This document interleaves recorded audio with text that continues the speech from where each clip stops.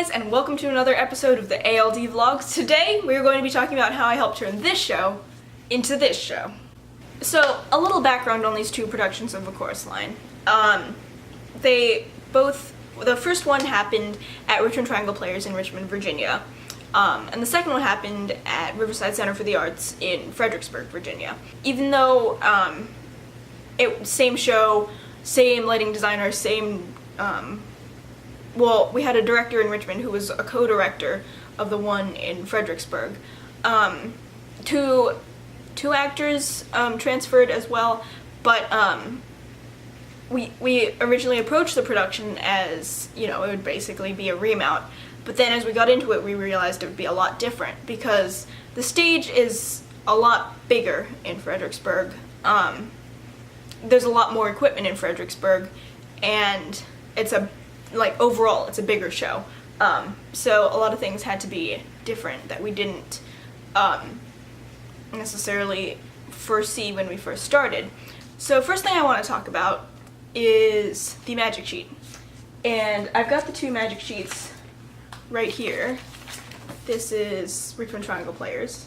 Probably can't see it very well. And then this is Riverside. And basically, they are very similar, except Riverside has more channels because it's a bigger stage. I took the RTP document and copy-pasted everything into another sheet layer for the Riverside plot. And so basically everything copied over except the viewports, because the viewports were referencing something in a different file, so they're like, you know, what do we do? So I redid a viewport for the Riverside set based on the ground plan, and then copied that into each block, because I do my ground plans in viewports, so that way if something changes on the set, then it applies to everything, and it makes it super easy than me trying to just like fake it out with some boxes. Basically, the point was this would correspond to this, so if you got used to looking at this one, it would be easy to adapt to this one. So for example, front warm is in the upper corner on both of them, as you can kind of see, front warm and front warm. The second thing I want to talk about is the show file, and this is probably like the most important thing because it's basically the structure of the cues and everything. So we programmed Richmond Triangle Players on Nomad, and Riverside has an ETC element. So I took the RTP show file and I edited it offline on Nomad, and I said, okay, take all of these RTP channels 1 through 500 and copy them to the thousands. And then I deleted all the cue data for 1 through 500.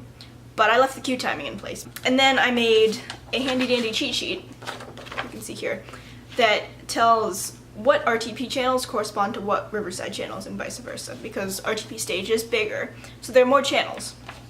So, for example, Richmond Triangle Players channel 1 corresponds to Riverside channels 1 and 4.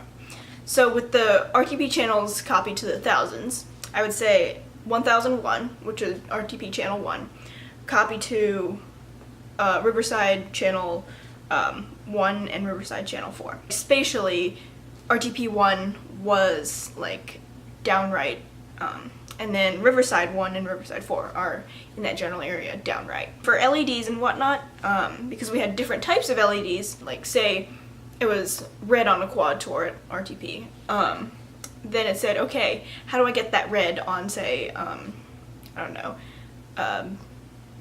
a color source par at Riverside.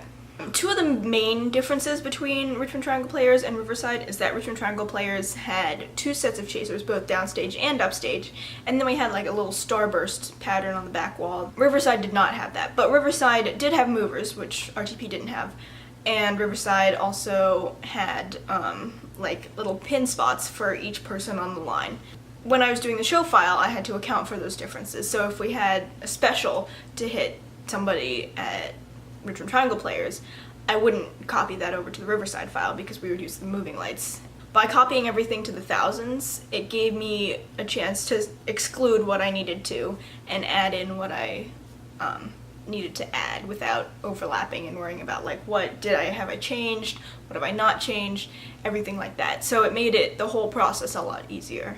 The next thing I want to talk about is the follow spot cue sheet, and this is kind of interesting because Richmond Triangle Players had 1 follow spot, and Riverside had 2 follow spots.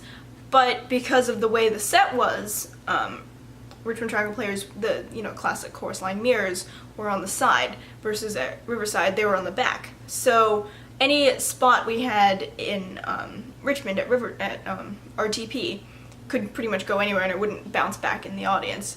But at Riverside, any spot we would have would hit the mirror and bounce back on the floor and look really obvious. So we used a lot of movers to supplement spots. But as you can see, I've got the Richmond Triangle Players spot sheet right here, and then the Riverside spot sheet right here. And this is the master copy, which is designed for 2 spots. Originally we had intended for the spot to be in a lot more of Riverside. As you can see by this first draft of the spot sheet, it was 4 pages long, and it's got lots of scribbles and X's in it as we cut stuff from the show. Our final page ended up being 2 pages long, I believe, if I remember correctly. And basically in tech we've found out, oh, that's hitting the mirror, let's cut that.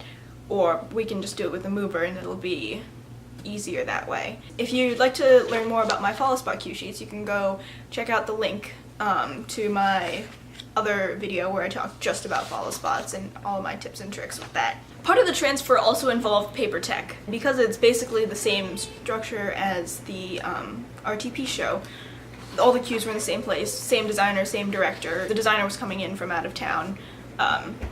So while he was driving, I was sitting with the stage manager and making sure cues got in the book. And then during tech, the designer came, and then we added more based on, movers, which helped tech go smoother, because we only had to tech, we had to paper tech like 100 cues instead of 400.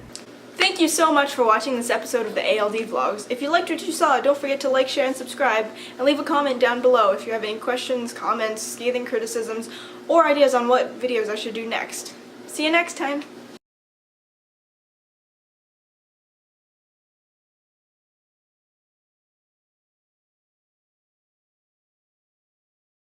Also, check out my Bible!